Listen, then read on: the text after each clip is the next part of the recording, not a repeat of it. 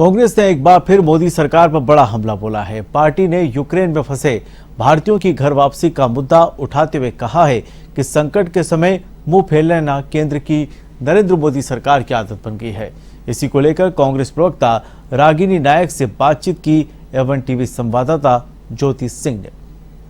रागिनी नायक हमारे साथ यहाँ पर बात करने के लिए मौजूद हैं। मैम, यूक्रेन में जो भारतीय छात्र फंसे हुए उन्हें लेकर पीएम मोदी की तरफ से बैठक की गई है और बैठक में 4 केंद्रीय मंत्रियों के नाम दिए गए हैं जो वहाँ पर जाएंगे और फंसे हुए बच्चों को लेकर आएंगे। आप कैसे देख रहे हैं इसे? क्या ये फैसला, ये बैठक जो अभी हो रही है वो पहले भी की जा सकती थी? देखिए, ये सारी जब नाक तक पानी आ गया तो मोदी जी हाथ पैर मार रहे हैं, लेकिन जब पैरों तक पानी था तब कार्रवाई क्यों नहीं की, ये सबसे बड़ा सवाल है।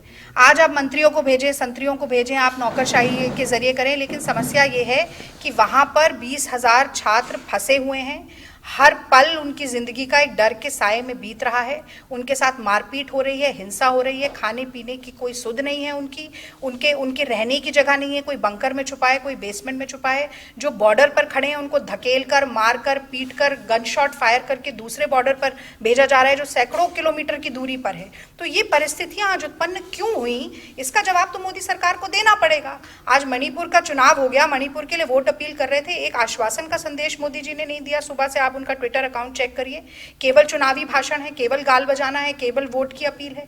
तो किसी की जिंदगी से ज्यादा उनके लिए वोट है। अगर ऐसे प्रधानमंत्री हैं तो मुझे लगता है कि देश की जनता इस बारे में जरूर सोचेगी और वोट की चोट ही उनके ऊपर असर करती है, क्योंकि जब वो बाई इलेक्शन हारते हैं तो पेट्रोल डीजल का दाम कम हो जाता है। तो अब शायद वोट की चोट पड़े तो अगली बार कोई हमारा छात्र या हमारी छात्राएं जो हैं वो किसी विदेश में ना फंसेंगे। मैम, दूसरे कंट्रीज की बात करें तो उन सभी कंट्रीज ने अपने अपने बच्चों को निकाल लिया, लेकिन भारत के अभी भी वहाँ पर छात्र जो हैं वहाँ अटके हुए हैं, उनके साथ मारपीट की जा रही है बॉर्डर्स पे, जबकि साफ तौर पे बैठकों का दौर जारी है और पीएम मोदी की तरफ से कहा गया था कि बच्चे जो हैं वो सही सलामत लाए जाएंगे और अभी तक सिर्फ 5 फ्लाइट से ही आ पाई हैं भारत में। देखिए, ये तो मैं शुरू से ही कह रही हूँ कि जब 1 महीने पहले जो और दुनिया के पश्चिमी देश हैं, यूरोप के जो देश हैं, अमेरिका, ब्रिटेन, फ्रांस, जर्मनी, इन सब ने एडवाइजरी जारी की और अपने देश के नागरिकों को चेताने का, आगाह करने का काम किया। और यही नहीं, बॉर्डर कंट्रीज से बात की कि कोई बिना प्रायर अप्रूवल के अगर ऐसी परिस्थिति जन्मे तो वो अपने नागरिकों को ट्रैवल करने दे, बॉर्डर क्रॉस करने दे। लेकिन भारत की तरफ से ये कोई कार्रवाई नहीं हुई।